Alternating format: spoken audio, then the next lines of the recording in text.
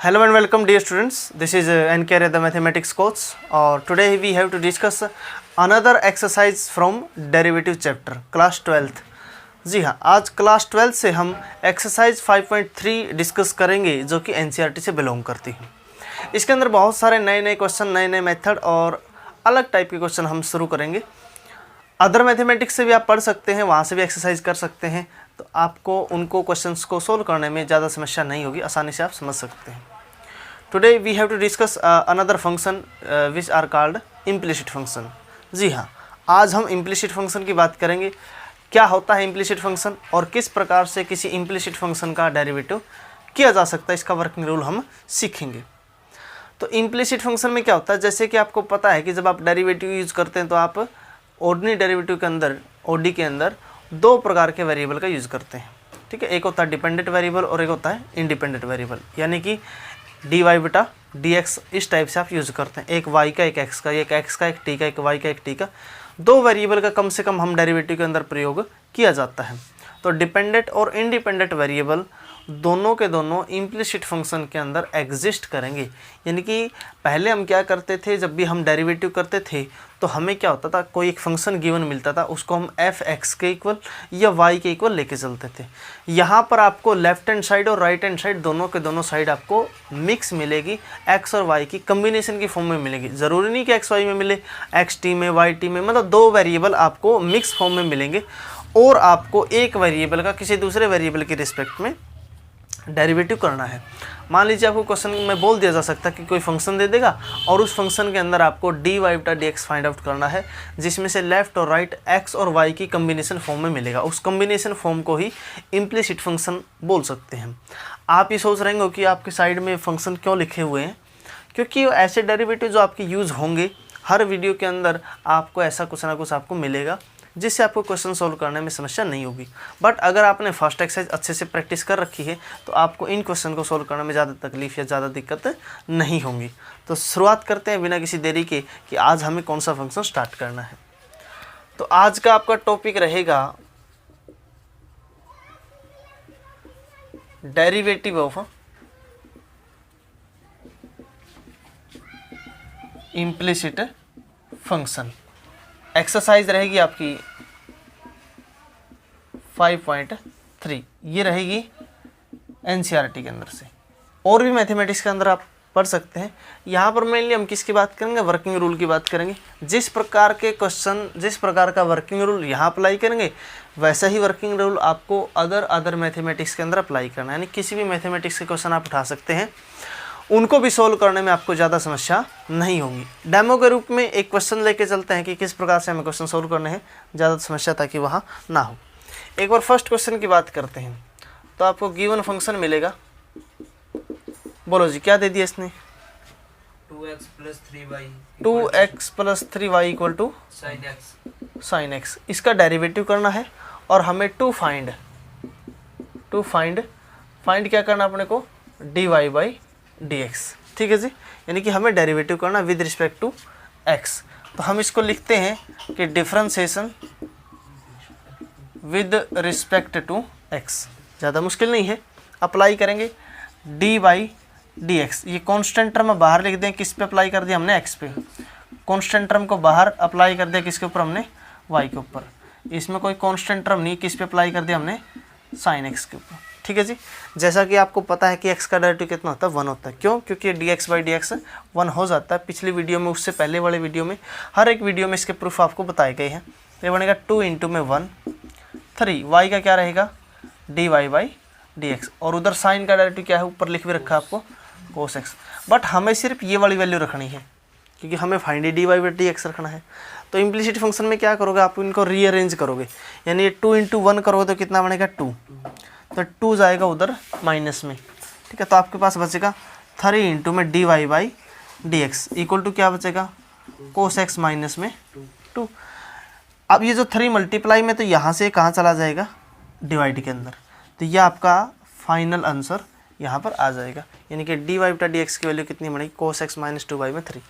Statement बदल सकती है, प्रोग्राम और वर्किंग रूल इसी प्रकार से आपका चलेगा हर एक क्वेश्चन के अंदर। ठीक है, देखिए एक बार हम मेनली आज एक्सरसाइज की बात करें क्योंकि बेसिक हम पहले पढ़ चुके हैं।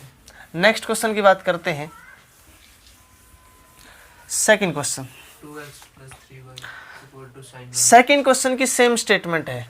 ये दे दिया 2x प्लस में 3y इक्वल टू कितना दे दिया, Sin y. उसमें साइन x था, इसमें साइन कितना है, y। ठीक है जी, इसका डेरिवेटिव करते हैं। वही लिखोगे आप, differentiation with respect to x। तो 2 और x का क्या रहेगा, dx बाई dx प्लस में 3 y का क्या रहेगा, dy बाई dx। डेरिवेटिव किसका करेंगे हम, साइन y का। तो यहाँ तो x का 1 हो गया, ये बन गया 2 प्लस में 3, ये क्या बन गया आपके पास, dy बाई dx। और उधर साइन का क्या रहेगा, कोस y। फिर बाद में एंगल का, देखो जी उसमें एंगल कितना था, x का होता 1 x के रिस्पेक्ट में, तो इसलिए वहाँ हमने 1 नहीं लिखा, बट यहाँ y बच गया। तो इसका भी डेरिवेटिव करें, यानी कि एंगल का डेरिवेटिव करेंगे dy बाई dx। अब हमें रखनी ये वाली वैल्यू, ठीक है जी। या तो आप इस वैल्यू को उठा करके उधर ले जाइए, या उस वैल्यू को उठा करके इधर ले आइए। तो क्या बचेगा आपके पास, 2 इक्वल टू ये बचेगा जी कोस y dy बाई dx। ये उधर जाएगा तो माइनस का 3 और dy बाई dx। तो ये बचेगा 2 इक्वल टू, इनमें से dy बाई dx कॉमन आ जाएगा दोनों के अंदर से, ठीक है। तो क्या बचेगा आपके पास, इधर बचेगा कोस y और माइनस में 3। ये जो मल्टीप्लाई में ये टर्म कहाँ पर आ जाएगी, डिवाइड में, यानी कि 2y में कोस y माइनस 3, और उधर क्या बचेगा आपके पास, dy बाई dx। ये आपका फाइनल आंसर होगा, ठीक है जी। तो इस प्रकार से क्वेश्चन करने कोई मुश्किल काम आपको इसमें नहीं मिलेगा। इम्प्लिसिट फंक्शन में यही होता है कि लेफ्ट राइट में दोनों तरफ कॉम्बिनेशन फॉर्म मिलती है हमें, और दोनों तरफ हमें क्या करना होता है, डेरिवेटिव करना होता है। चलिए आगे बढ़ते हैं क्वेश्चन नंबर 3 की तरफ। ax plus by का square equal to cos y. Third question है जी आपके पास, a x x का स्क्वायर है, no ax plus by square by square equal to cos y. Cos y। ये आपकी स्टेटमेंट है क्वेश्चन नंबर 3 के लिए। तो आप पहले लिखोगे differentiation with respect to x, differentiation with respect to x, ये 4 वर्ड आप लिखोगे, ठीक है जी। जब आप डेरिवेटिव करते हो, a कॉन्स्टेंट टर्म में बाहर आएगी और डेरिवेटिव किसका करेंगे, x का। b कॉन्स्टेंट टर्म में बाहर आएगी, डेरिवेटिव करेंगे किसका, y स्क्वायर का। और इधर डेरिवेटिव किसका करेंगे हम, कोस y का, ठीक है जी। तो x का कितना रहेगा 1, यानी a इंटू में 1 करो तो a बनेगा, प्लस में b। अच्छा जी, डेरिवेटिव किसका करते हैं, फंक्शन का। फंक्शन की पहले पावर है, जैसा कि आपको पहले ही बताया है। तो पावर कहाँ होगी, आगे आएगी, पावर में से 1 कम करे तो कितनी पावर बचेगी, 1। फिर पावर को छोड़ के जो नीचे बच गया फंक्शन उसका, यानी कि y का, dy बाई dx। उधर कोस का डेरिवेटिव जैसा कि यहाँ आपको बताया गया है, कितना बनेगा, माइनस का साइन, और एंगल कितना y, फिर बाद में एंगल करेंगे, यानी कि y का क्या रहेगा, dy बाई dx, ठीक है जी। तो ये dy बटा dx वाली टर्म इधर लेके आएंगे और a को उधर लेके जाएंगे। तो ये अपने पास बचेगा जी 2by और dy बाई dx। जो ये पूरी टर्म माइनस की थी इधर आएगी तो किसकी बनेगी, ये प्लस की, साइन y इंटू में dy बाई dx। और जो ये a इधर प्लस का था उधर जाएगा तो माइनस का। जब भी हम साइड चेंज करते हैं तो साइन चेंज होता है, ठीक है। तो पूरे सिस्टम में से क्या कॉमन आता है अपना, dy बाई dx। इधर क्या बचेगा, 2by प्लस में साइन y, उधर कितना माइनस का a। नेक्स्ट स्टेप में ये जो मल्टीप्लाई में ये कहाँ चला जाएगा, इसके डिवाइड में। ये आपका आंसर होगा, हो जाएगा, कोई दिक्कत वाली बात है नहीं। फोर्थ क्वेश्चन, तो फोर्थ क्वेश्चन की हम बात करते हैं।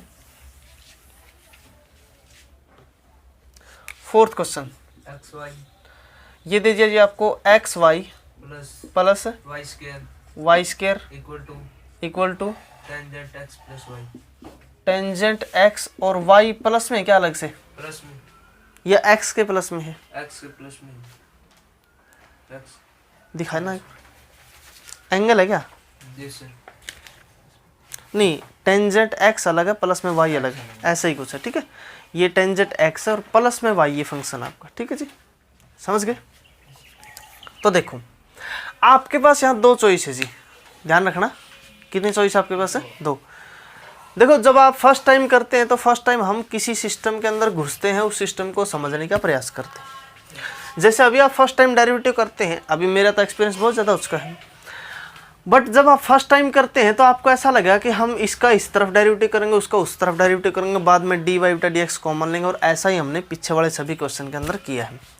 बट जैसे ही आपकी प्रैक्टिस 2, 3, 4 टाइम हो जाएगी ना, तो आपका दिमाग कैसे चलेगा कि y वाली सारी टर्म इधर है, एक y उधर है, उसको भी यहीं ले आते हैं और बाद में यहीं से कॉमन ले लेंगे, समस्या खत्म हो जाएगी।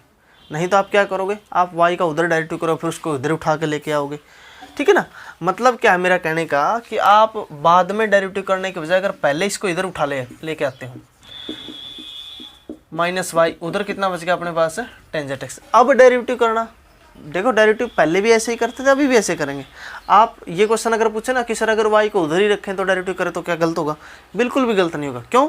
क्योंकि बाद में भी ये dy बटा dx बनेगा, फिर उस dy बटा dx को इधर लेके आएंगे हमने y को पहले इधर ले लिया, समझ गए ना। यानी कि आप ये बोल सकते हैं कि बाद में एक स्टेप फालतू करेंगे, उससे पहले हमने एक स्टेप एक्स्ट्रा यहीं कर लिया, ठीक है। अब आप क्या लिखोगे, differentiation with respect to x, वो स्टेटमेंट लिखोगे।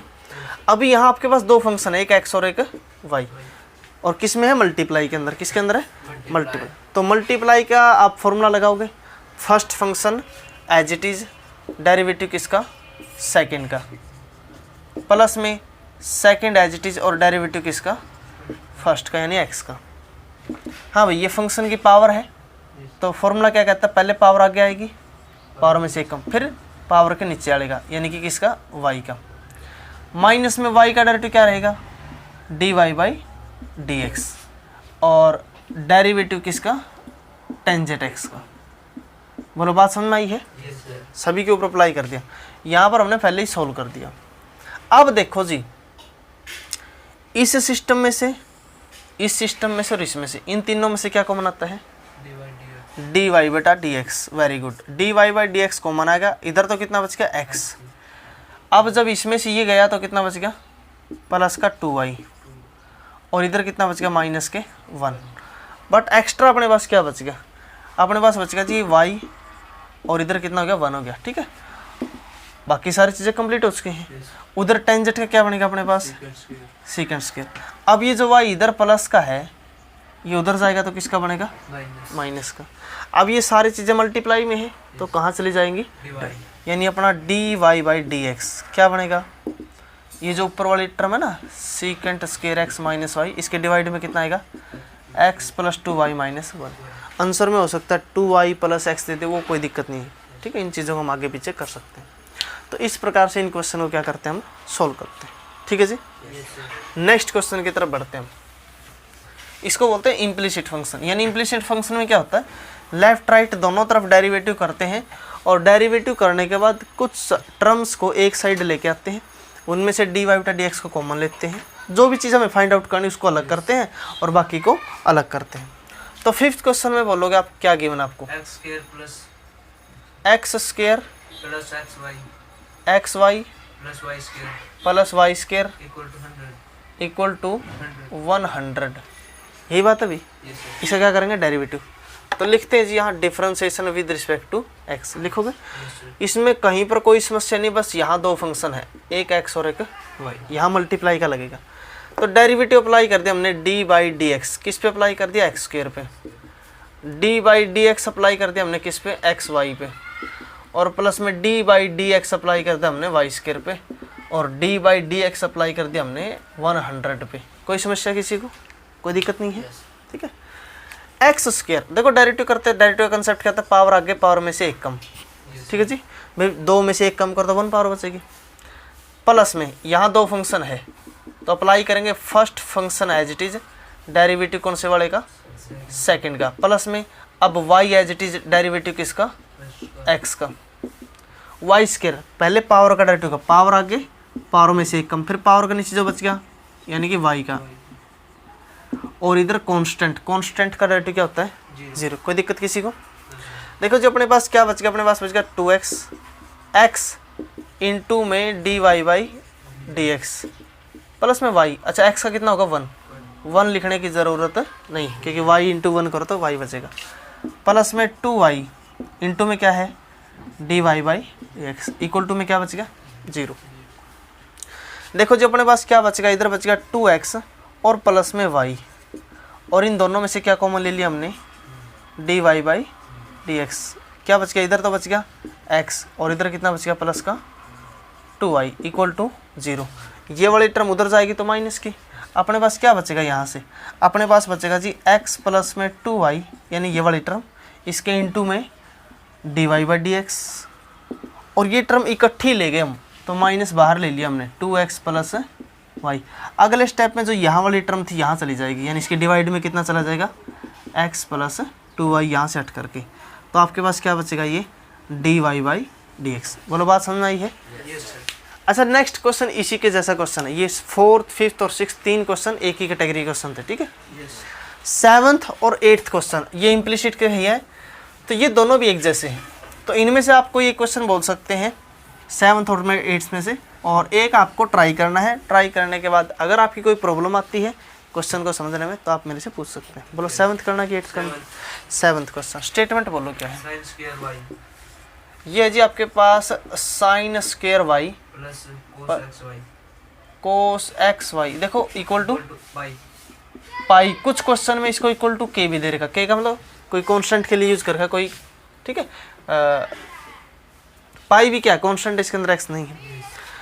देखो जी इसको अगर मैं सिंपलीफाई करूं क्वेश्चन को, तो सिंपलीफाई करने का मतलब है ये है आपके पास साइन वाई का स्क्वायर, समझ गए जी, यानी जो यहाँ स्क्वायर है पूरे का स्क्वायर है। कोस इसका एंगल है x इंटू वाई और ये क्या है पाई है। अब हम इसका डेरिवेटिव करते हैं, क्या करते हैं इसका डेरिवेटिव, ताकि आपको समझने में कोई तकलीफ ना हो। तो डेरिवेटिव अप्लाई करते हैं हमने डी बाई डी एक्स, किसके ऊपर, साइन वाई के स्क्वायर के ऊपर, ठीक है। प्लस में डेरिवेटिव अप्लाई कर दिया हमने किसके ऊपर, कोस, और इसका एंगल कौन है एक्स वाई, और डेरिवेटिव अप्लाई कर दिया हमने किसके ऊपर, पाई के ऊपर। कोई दिक्कत तो नहीं किसी को। देखो जी फंक्शन की पावर है, पहले पावर का डेरिवेटिव होगा, तो कंसेप्ट कहता है कि पावर आ जाएगी, पावर में से एक कम करेंगे, तो पावर में से एक कम कर दिया, एक बच गई। फिर डेरिवेटिव पावर के जो नीचे बच गया उसका, यानी इस पावर के नीचे जो बच गया इसका, किसका, साइन वाई का, ठीक है। कोस का डेरिवेटिव यहाँ बता रखा, माइनस का साइन बनेगा, कोस का डेरिवेटिव क्या बनेगा, माइनस का साइन, एंगल जो वही रहेगा। फिर डेरिवेटिव किसका, इसके एंगल का, यानी एंगल कौन है x इंटू वाई, ये दो फंक्शन बन गए, और कांस्टेंट टर्म का डेरिवेटिव क्या होगा 0। देखो जी ये बन गया आपके पास 2 साइन वाई, और साइन का कितना होगा, साइन का कितना लिख रहे हैं कोस वाई, क्या लिख दिया बाद में इसके एंगल का, यानी कि किसका, वाई का। कोई दिक्कत किसी को, ठीक है। माइनस में क्या अपने पास है, साइन एक्स वाई, दो फंक्शन है, first as it is derivative किसका, सेकंड का, प्लस में सेकंड एज इट इज और डेरिवेटिव किसका, फर्स्ट का, और उधर कांस्टेंट का 0 चल ही रहा है आपके पास, ठीक है। तो ये देखो जी ये फॉर्मूला होता है आपके पास, ठीक है। ये एक ट्रिग्नोमेट्री का फॉर्मूला होता है कि जब कभी भी आप इसके साइड में लिखोगे 2 साइन ए कोस ए आता है, तो इसको हम साइन 2a लिख सकते हैं, यानी जो भी एंगल यहाँ यूज करते हैं उसका क्या कर सकते हैं डबल। तो 2 साइन वाई और कोस वाई है, तो साइन का डबल हो जाएगा, ये क्या बनेगा आपके पास साइन 2y, क्या बनेगा ये साइन 2y, ठीक है जी। और इधर क्या है इनटू में क्या अपने पास है d y by d x, minus में ये चल रहा है जी अपने पास साइन एक्स वाई। अब x तो एज इट इज है, इसका कितना बन गया d y by d x, इसके साथ यही चीज़ इसके साथ भी अप्लाई होगी, ठीक है। y और इसको मैं लिख दिया इकट्ठा, माइनस में y लिख दिया आगे, इंटू में क्या है ये साइन एक्स वाई, और x का कितना बनेगा 1, तो इंटू में 1 करने की कोई ज़रूरत नहीं है, इक्वल टू 0। अब देखो जी सिर्फ इन दोनों के अंदर डी वाई बटा डी एक्स कॉमन आता है, ठीक है। देखो यहाँ वाली वैल्यू स्क्रीन पे रिकॉर्ड हो रही है, इसके नीचे वाली दिखाई दे रहा है। तो अगर इन दोनों में से मैं d y by d x common लेता हूँ, तो इधर कितना बनेगा अपने पास साइन 2y, इधर कितना बचेगा माइनस में x इंटू में साइन एक्स वाई, समझ गए। ये वाली टर्म माइनस की थी, पूरी की पूरी उधर चली जाएगी, तो किसकी बनेगी ये प्लस की, y इंटू में साइन एक्स वाई। अब देखो जी आपको सिर्फ इतना सा काम करना, डी वाई बटा डी एक्स के मल्टीप्लाई में, तो ये कहाँ चली जाएगी इसके डिवाइड, ये पूरी टर्म इसके नीचे लिखनी है और आपका आंसर आ जाएगा डी वाई बटा डी एक्स का। बोलो बात समझ आई है। एनसीईआरटी के अकॉर्डिंग एक बार आपके इम्प्लिसिट फंक्शन का कंसेप्ट यहाँ समाप्त होता है कि इम्प्लिसिट फंक्शन का डेरिवेटिव कैसे करते हैं। कुछ टर्म दी जाती है लेफ्ट राइट में, टोटल डेरिवेटिव करते हैं, डेरिवेटिव करने के बाद डी वाई बटा डी एक्स एक साइड करते हैं और बाकी टर्म को एक साइड करते हैं। ये वाला कंसेप्ट चलता है इम्प्लिसिट फंक्शन के अंदर। इसी के जैसा थोड़ा थोड़ा मिलता जुलता एक पैरामीट्रिक फंक्शन होता है, वो भी हम आगे पढ़ेंगे। बट इसके बाद आएगा आपका इनवर्स ट्रिग्नोमेट्रिक फंक्शन का डेरिवेटिव। अब इनवर्स ट्रिग्नोमेट्रिक डेरिवेटिव जो आपको करना है उसके लिए आपको ट्रिग्नोमेट्री आनी चाहिए, 10th की भी, 11th की भी और 12th की भी, ठीक है। बट अगर बाई चांस किसी बच्चे ने स्किप कर दी 11th क्लास की या 12th क्लास का सेकंड चैप्टर में आपको बताया गया है, वहाँ सारी चीज़ें डिटेल में समझाई गई थी, इनवर्स ट्रिग्नोमेट्री का सारा सिस्टम। बाई चांस मान लीजिए आपके माइंड से स्किप हो जाता है, तो जो नेक्स्ट वीडियो आप देखोगे तो नेक्स्ट वीडियो के अंदर इनवर्स ट्रिग्नोमेट्री का जब हम करेंगे तो मैं पहले आपको कुछ 11th क्लास की और कुछ 12th क्लास की और मेनली जो आपकी 12th क्लास में मेनली यूज़ होने वाली है इस एक्सरसाइज के अंदर, वो ट्रिग्नोमेट्री पहले करवाई जाएगी और उसके बाद हम करेंगे इनवर्स ट्रिग्नोमेट्री डेरिवेटिव, यानी वो एक मिक्स फॉर्म होगी। तो नेक्स्ट वीडियो के अंदर मिलते हैं और डिटेल में समझते हैं डेरिवेटिव, इनवर्स डेरिवेटिव और इनवर्स डेरिवेटिव का डेरिवेटिव, इनवर्स ट्रिग्नोमेट्री का डेरिवेटिव कैसे करते हैं डिटेल में। आपको कोई समस्या नहीं होने वाली है। तो नेक्स्ट वीडियो मिलते हैं नेक्स्ट पार्ट के अंदर।